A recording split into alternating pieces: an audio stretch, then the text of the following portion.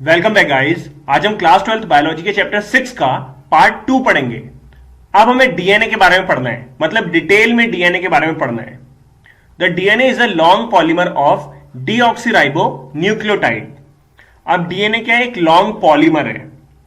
ठीक है, पॉलीमर क्या होता है? देखिए, मैंने आपको वैसे पहले ही बताया था, पॉलीमर जो होता है एक लंबी सी चेन होती है जो छोटे छोटे मोनोमर से मिलके बनती है। जैसे ये क्या है? मोनोमर। ठीक है, ये जो मोनोमर होते हैं ये आपस में मिलके एक लंबी चेन बनाते हैं जिसे बोलते हैं, क्या बोलते हैं? पॉलीमर। तो इस केस में पॉलीमर कौन है? डीएनए। ठीक है, पॉलीमर इस केस में कौन है? डीएनए। और मोनोमर क्या है इस केस में? इस केस में जो मोनोमर है वो है डीऑक्सी राइबोन्यूक्लियोटाइड्स। मतलब कई सारे डीऑक्सी राइबोन्यूक्लियोटाइड्स मिलके क्या बनाते हैं? डीएनए। ठीक है, the length of DNA is usually defined as number of nucleotides और a pair of nucleotide referred to as base pairs present in it. अब देखिए, डीएनए की जो लेंथ है, लंबाई है, उसको कैसे नापेंगे? उसको नापेंगे नंबर ऑफ न्यूक्लियोटाइड के बेस पे। मतलब जितने ज्यादा न्यूक्लियोटाइड्स होंगे उतनी बड़ी क्या होगी? लेंथ होगी। क्योंकि जो न्यूक्लियोटाइड्स हैं वही मिलके तो डीएनए बनाते हैं। ये न्यूक्लियोटाइड, ये न्यूक्लियोटाइड, ये तो जितने ज्यादा न्यूक्लियोटाइड्स होंगे उतनी ज्यादा क्या होगी? डीएनए की लेंथ होगी। ठीक है, अब देखिए, न्यूक्लियोटाइड के पेयर को, पेयर मतलब जिसमें दो न्यूक्लियोटाइड आते हैं, तो न्यूक्लियोटाइड के पेयर को क्या बोला जाता है? Base pairs. ठीक है, क्या बोला जाता है? Base pairs. This also is the characteristic of an organism. तो किसी भी ऑर्गेनिज्म के डीएनए में कितने न्यूक्लियोटाइड्स मिलेंगे या कितने बेस पेयर्स मिलेंगे, वो उसकी कैरेक्टरिस्टिक प्रॉपर्टी होती है। देखो, इसको एग्जांपल से समझते हैं। जैसे ह्यूमन में जो हैप्लॉइड सेल्स होते हैं, ह्यूमन में जो हैप्लॉइड सेल्स होते हैं, हैप्लॉइड सेल्स कौन से होते हैं? गैमेट्स, जैसे कि स्पर्म एंड ओवम। तो ह्यूमन में जो हैप्लॉइड सेल्स होते हैं, उन हैप्लॉइड सेल्स के अंदर जो डीएनए होता है, उस डीएनए में जो बेस पेयर रहते हैं वो कितने होते हैं? 3.3 इंटू 10 की पावर 9 बेस पेयर। ठीक है, तो जैसे एक ये ह्यूमन है, एक ये है, एक ये है, एक ये है, कई सारे ह्यूमन है। तो अगर हम हर एक ह्यूमन से हैप्लॉइड सेल को निकालें, ठीक है, और उन हैप्लॉइड सेल में डीएनए को चेक करें, तो हर डीएनए में 3.3 इंटू 10 की पावर 9 बेस पेयर मिलेंगे।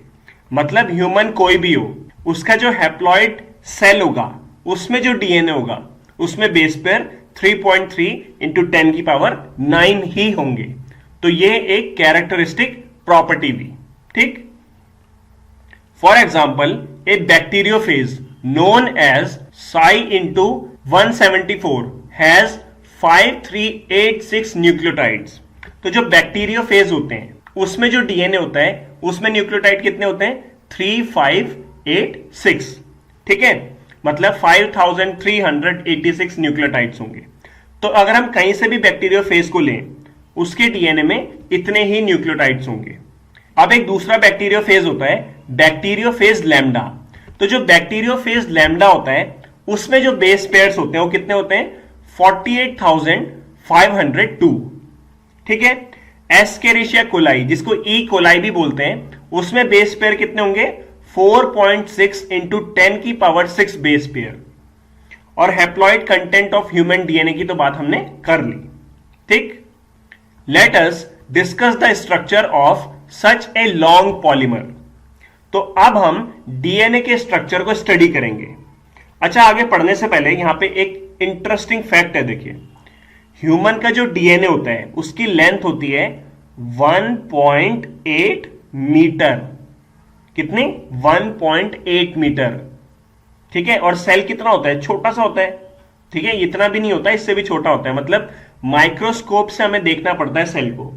अब सेल के अंदर भी क्या है? न्यूक्लियस है, वो और छोटा है, और उस न्यूक्लियस के अंदर डीएनए है, और उस डीएनए की लेंथ कितनी है? 1.8 मीटर। ठीक है, ये तो बहुत ज्यादा हो गई, सेल तो इतना सा है और उसके अंदर जो डीएनए है वो इतना ज्यादा है, इतना बड़ा है। तो क्वेश्चन आता है कि ये जो डीएनए है ये उस सेल के अंदर फिट कैसे आता है, तो ये चीज हमने आगे पढ़नी है। ठीक, अब हमें पढ़ना है स्ट्रक्चर ऑफ पॉलीन्यूक्लियोटाइड चेन। तो पॉली का मतलब होता है कई सारे, और न्यूक्लियोटाइड क्या होता है ये तो हमें पता ही है, और चेन भी हमें पता ही है। ठीक है, तो देखो क्या है, कई सारे न्यूक्लियोटाइड, कई सारे न्यूक्लियोटाइड मिलके क्या बनाएंगे, एक चेन बनाएंगे। तो इस चेन को क्या बोलेंगे, पॉली न्यूक्लियोटाइड चेन। और ये पॉली न्यूक्लियोटाइड चेन किस में होगी, डीएनए या फिर आरएनए में। ठीक है, डीएनए और आरएनए को कौन बनाती है, पॉली न्यूक्लियोटाइड चेन। और पॉली न्यूक्लियोटाइड चेन को कौन बनाते हैं, कई सारे न्यूक्लियोटाइड। ठीक है, let us recapitulate the chemical structure of a polynucleotide chain DNA और RNA। अब हम पॉलीन्यूक्लियोटाइड चेन के केमिकल स्ट्रक्चर को देखेंगे। ठीक है, पॉलीन्यूक्लियोटाइड चेन डीएनए में भी मिलती है और आरएनए में भी मिलती है। ठीक, द न्यूक्लियोटाइड हैज 3 कंपोनेंट्स।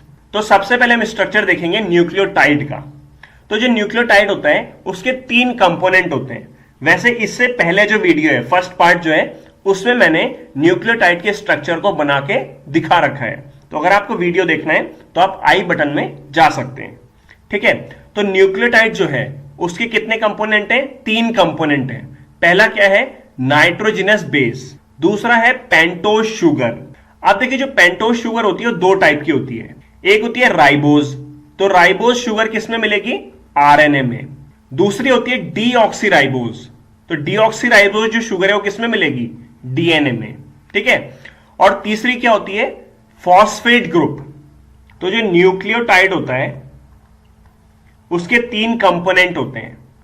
पहला होता है नाइट्रोजिनस बेस, दूसरा होता है पेंटोज शुगर। तो पेंटोज शुगर में जो राइबोज है वो आरएनए में मिलेगी और जो डीऑक्सीराइबोज है वो डीएनए में मिलेगी। और तीसरा होता है फॉस्फेट ग्रुप। ठीक है, तो ये तीनों चीजें मिलके क्या बनाती है, nucleotide. There are 2 types of nitrogenous bases. अब नाइट्रोजिनस बेसिस भी 2 टाइप के होते हैं। पहला होता है प्यूरिन्स। तो प्यूरिन्स के अंदर आते हैं एडेनिन एंड ग्वानिन। और दूसरा जो नाइट्रोजनस बेस है वो क्या है, पायरिमिडीन। तो उसके अंदर क्या आता है, साइटोसिन, यूरेसिल एंड थायमिन। ठीक है, तो ये है नाइट्रोजिनस बेसिस। इसके अंदर पहला आता है प्यूरिन्स। प्यूरिन्स में क्या आते हैं, एडेनिन एंड ग्वानिन। और दूसरा क्या है, पायरिमिडीन्स। पायरिमिडीन्स के अंदर आता है पहला साइटोसिन, दूसरा यूरेसिल और तीसरा थायमीन। ठीक है, तो ये हो गया nitrogenous bases. Cytosine is common for both DNA and RNA. अब जो साइटोसिन होता है वो डीएनए में भी मिलता है और आरएनए में भी मिलता है। Thymine is present in DNA, और जो थायमीन होता है वो सिर्फ डीएनए में मिलता है। Uracil is present in RNA at the place of thymine. अब ये जितना कुछ भी हमने पढ़ा उसको एक बार यहां पे समझ लेते हैं। तो सबसे पहले है डीएनए, फिर है आरएनए। ठीक है, अब डीएनए में क्या मिलता है, साइटोसिन, और आरएनए में भी साइटोसिन मिलता है। ठीक है, डीएनए में थायमीन मिलता है और आरएनए में थायमीन की जगह पे यूरेसिल मिलता है। ठीक है, ये डिफरेंस होता है डीएनए और आरएनए में। डीएनए में क्या मिलता है, थायमीन, और आरएनए में थायमीन की जगह पे क्या मिलता है, यूरेसिल। ठीक है, फिर आता है ग्वानिन। ये डीएनए में भी मिलता है और आरएनए में भी मिलता है। और फिर आता है एडेनिन। तो डीएनए में भी एडेनिन मिलता है और आरएनए में भी एडेनिन मिलता है। ठीक है, तो ये सब क्या है, ये सब हैं different types of nitrogenous bases. Important आपको यह ध्यान रखना है कि डीएनए में थायमिन मिलता है और आरएनए में थायमिन की जगह पे यूरेसिल मिलता है। A nitrogenous base is linked to the OH of first carbon of pentose sugar through a N-glycoside linkage to form a nucleoside। तो देखो अभी हम कई सारे बॉन्ड पढ़ेंगे, ठीक है, बॉन्ड या लिंकेज पढ़ेंगे, तो उसको हम इस फिगर की मदद से समझेंगे। यह फिगर किसका है? एक पॉलीन्यूक्लियोटाइड चेन का फिगर है, ठीक है। तो पॉलीन्यूक्लियोटाइड चेन में क्या क्या मिलेगा? पॉलीन्यूक्लियोटाइड चेन में कई सारे न्यूक्लियोटाइड मिलेंगे। अब हर एक न्यूक्लियोटाइड में क्या होगा? तीन चीजें होंगी, pentose sugar, nitrogenous base and phosphate group. तो पहले हम इस फिगर में देख लेते हैं कि पेंटोस शुगर कहां है, नाइट्रोजनस बेस कहां है और फॉस्फेट ग्रुप कहां है, ठीक है। तो सबसे पहले ये है नाइट्रोजनस बेस, नाइट्रोजनस बेस तो ए है। ए मतलब ये कौन सा नाइट्रोजनस बेस है? ये है एडेनिन, ठीक है। ऐसे ये टी है तो ये क्या है? थायमिन। जी है तो ये क्या है? ग्वानिन। सी है तो ये क्या है? साइटोसिन, ठीक है। यहां पे यूरेसिल नहीं होगा। यूरेसिल किस में मिलता है? आरएनए में। क्लियर? तो ये तो हो गया नाइट्रोजनस बेस। अब ये है फॉस्फेट ग्रुप, ठीक है, फॉस्फेट ग्रुप। और ये है क्या? ये है पेंटोस शुगर, ठीक है। तो यहां पे फॉस्फेट ग्रुप भी मिल गया, पेंटोस शुगर भी मिल गया और नाइट्रोजनस बेस भी मिल गया। तो ये तीनों मिलके क्या बनाते हैं? ये तीनों मिलके बनाते हैं, क्या बनाते हैं? ये बनाते हैं न्यूक्लियोटाइड। तो ये जो स्ट्रक्चर है पूरा का पूरा, यहां से लेके यहां तक, ये जो स्ट्रक्चर है पूरा, ये क्या है? ये एक न्यूक्लियोटाइड है। ऐसे यहां पे कई सारे न्यूक्लियोटाइड जो हैं वो आपस में जुड़े हुए हैं और क्या बना रहे हैं? Polynucleotide chain. अच्छा, यहां पे पेंटोस शुगर में नंबरिंग भी करी जाती है, मतलब कार्बन को नंबर दिया जाता है। तो ये है 1, ये है 2, 3, 4 और 5, ठीक है। तो ये हमने नंबर दे दिया पेंटोस शुगर में जो कार्बन है उनको। तो अब लाइन में क्या लिखा है? लाइन में लिखा है जो नाइट्रोजनस बेस है वो पेंटोस शुगर का जो पहला कार्बन है उसमें जो OH ग्रुप है उससे जुड़ा हुआ है और उस बॉन्ड को बोला जाता है एन ग्लाइकोसाइडिक लिंकेज। देखो फिगर से समझ में आएगा। ये क्या है? नाइट्रोजनस बेस, ठीक है। अब ये जो नाइट्रोजनस बेस है ये पेंटोस शुगर के पहले कार्बन से जुड़ा है। तो ये क्या है? पेंटोस शुगर, और ये हो गया पहला कार्बन, ठीक है। अब ये जो पहला कार्बन है यहां पे नॉर्मली क्या होता है? OH ग्रुप होता है, ठीक है।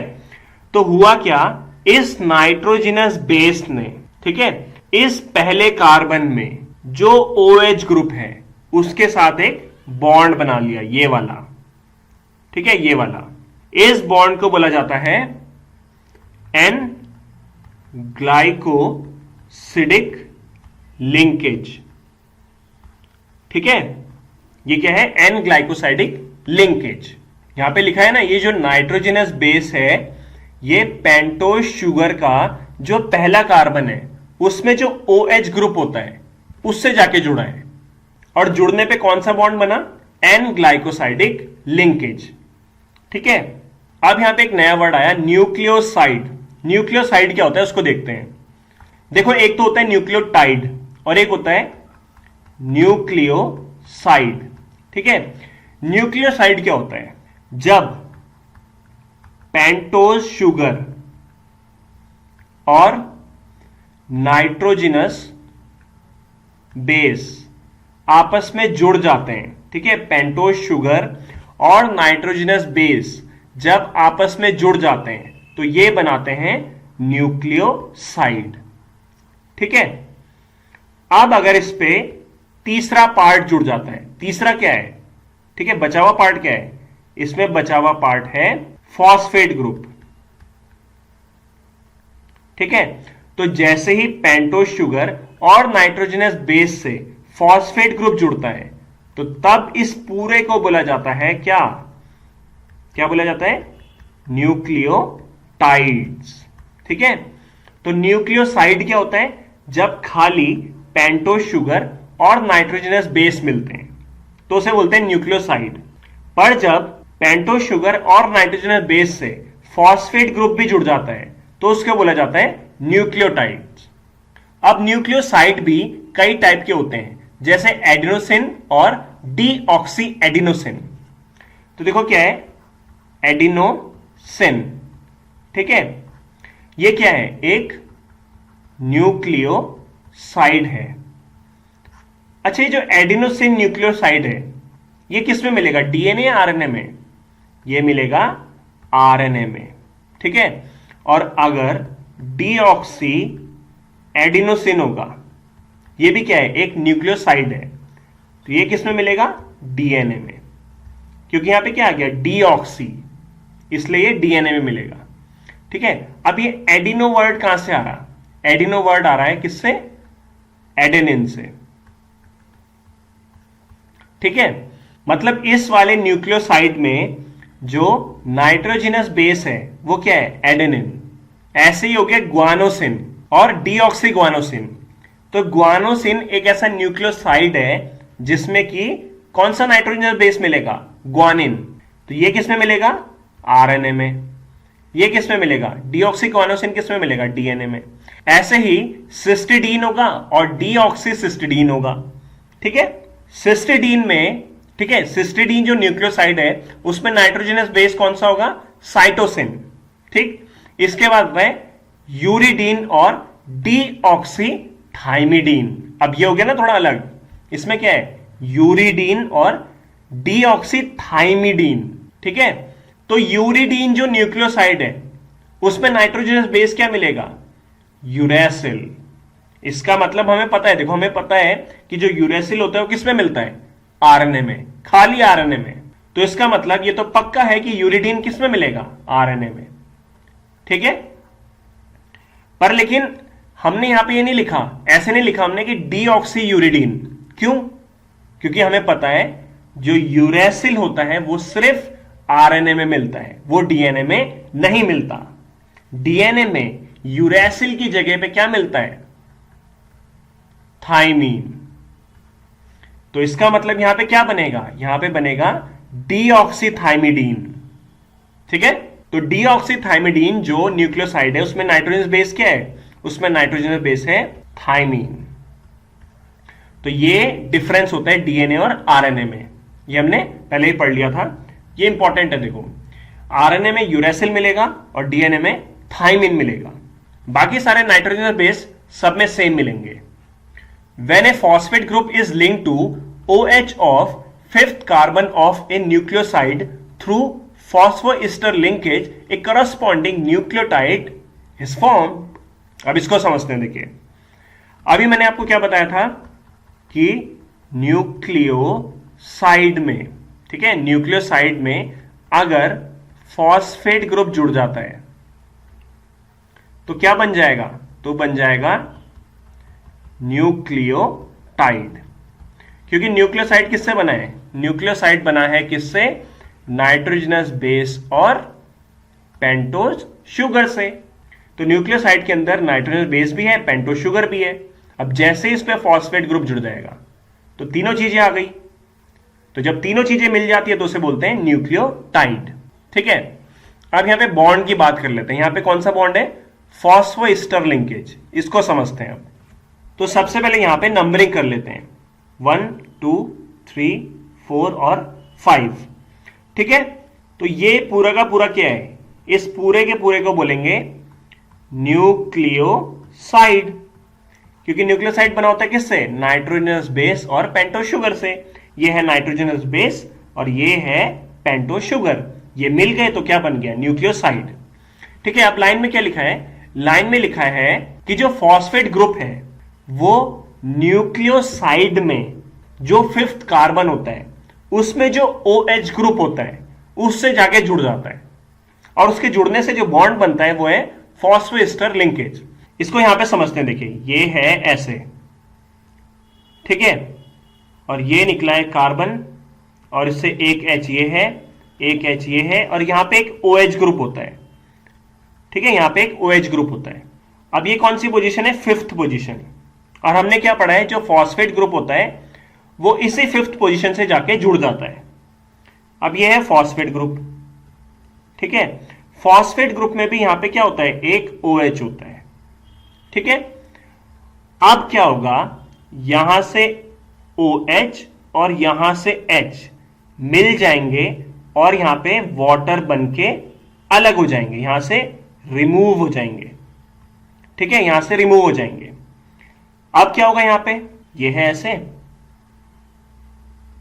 ठीक है, ये निकल रखा है ऐसे, H H। अब यहां पे खाली क्या बचा, एक O बचा, और यहां पे एक फॉस्फेट ग्रुप जुड़ गया, ठीक है। तो यहां पे जो बॉन्ड बना, ये जो बॉन्ड बना, इस बॉन्ड को बोला जाता है फॉस्फो ईस्टर लिंकेज। ये होता है फॉस्फोईस्टर लिंकेज, जो कि वाटर के रिमूवल से बनता है। तो हो गया ना, यहां पे फॉस्फेट ग्रुप जो है ये इस फिफ्थ कार्बन से जुड़ गया, मतलब ये फॉस्फेट ग्रुप न्यूक्लियोसाइड से जुड़ गया। तो जैसे ही फॉस्फेट ग्रुप न्यूक्लियोसाइड से जुड़ता है तो क्या बन जाता है, न्यूक्लियोटाइड। तो ये बॉन्ड कौन सा हो गया, फॉस्फो ईस्टर लिंकेज, ठीक है, ये हो गया phosphoester linkage. Two nucleotides are linked through 3-5- phosphodiester linkage to form a dinucleotide. Di मतलब दो, और न्यूक्लियोटाइड तो आपको पता ही है। तो जब दो न्यूक्लियोटाइड आपस में मिल जाते हैं तो उसे बोलते हैं डाई न्यूक्लियोटाइड। और डाई न्यूक्लियोटाइड जब बनता है, मतलब एक न्यूक्लियोटाइड ये, एक न्यूक्लियोटाइड ये, इनके बीच में जब बॉन्ड बनता है तो उस बॉन्ड को बोलते हैं 3-5- फॉस्फो डाई ईस्टर लिंकेज, ठीक है।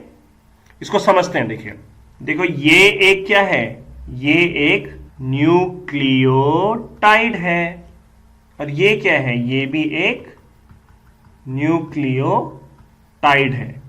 तो तब जब दो न्यूक्लियोटाइड मिलते हैं तो उनके बीच में बॉन्ड बनता है 3-5- फॉस्फोडाइस्टर लिंकेज। तो ये जो है लिंकेज, ठीक है, ये यहां से लेके यहां तक ये जो लिंकेज है, ठीक है, ये और ये क्या है, 3-5- फॉस्फो डाईईस्टर लिंकेज, ठीक है। अब इसको 3-5- क्यों बोलते हैं, देखो यहां पे क्या है, ये है थर्ड पोजीशन, तो इसलिए यहां पे आ गया 3-, और ये होती है फिफ्थ पोजीशन, तो इसलिए यहां पे आ गया 5-। मतलब 3- और 5- के बीच में ये बॉन्ड बना है, तो इसलिए इसको बोलते हैं 3-5- फॉस्फोडाइस्टर लिंकेज, ठीक है। एक चीज यहां पे क्या है, ये एक फॉस्फोएस्टर लिंकेज है, ये एक फॉस्फोएस्टर लिंकेज है, ठीक है। तो यहां पे कितने फॉस्फोएस्टर लिंकेज हैं, 2, मतलब डाई, इसीलिए इसको बोला जाता है फॉस्फो डाईईस्टर लिंकेज। और 3-5- क्यों आया, वो तो इसकी वजह से आया, 3- और 5- की वजह से, क्योंकि इनके बीच में ही ये बॉन्ड बना है। More nucleotides can be joined in such a manner to form a polynucleotide chain। तो जैसे यहां पे डाई न्यूक्लियोटाइड बने, इसी तरीके से कई सारे न्यूक्लियोटाइड जुड़ जाएंगे और क्या बना देंगे, polynucleotide chain. A polymer thus formed has at one end a free phosphate moiety at 5- end of sugar। देखो उसने क्या बोला, जब पॉलीमर बन जाता है, मतलब जब पॉलीन्यूक्लियोटाइड चेन बन जाती है, उस टाइम पे उस चेन का जो एक एंड होता है, ठीक है, एक जो कोना होता है, वहां पे जो शुगर रहती है, ठीक है, ये वाला एंड ले लेते हैं। तो यहां पे जो ये शुगर है, इस शुगर के फिफ्थ पोजीशन पे क्या जुड़ा रहता है, एक फ्री फॉस्फेट ग्रुप जुड़ा रहता है। फ्री फॉस्फेट ग्रुप का मतलब ये किसी के साथ भी बॉन्ड नहीं बनाता है, क्योंकि यहां पे कुछ भी है ही नहीं, तो बॉन्ड किसके साथ बनाएगा, ठीक है। तो पूरी लाइन का क्या मतलब है कि जब पॉलीमर बन जाता है, जब पॉलीन्यूक्लियोटाइड चेन बन जाती है, उसके एक एंड में क्या होता है, एक फ्री फॉस्फेट ग्रुप होता है जो 5th पोजीशन के कार्बन से जुड़ा हुआ रहता है, which is referred to as 5' end of polynucleotide chain. तो इसलिए इस एंड को बोला जाता है 5' एंड, ठीक है, क्योंकि 5th पोजीशन पे क्या है, एक फॉस्फेट ग्रुप है, इसलिए इसको बोला जाता है 5' एंड, ठीक।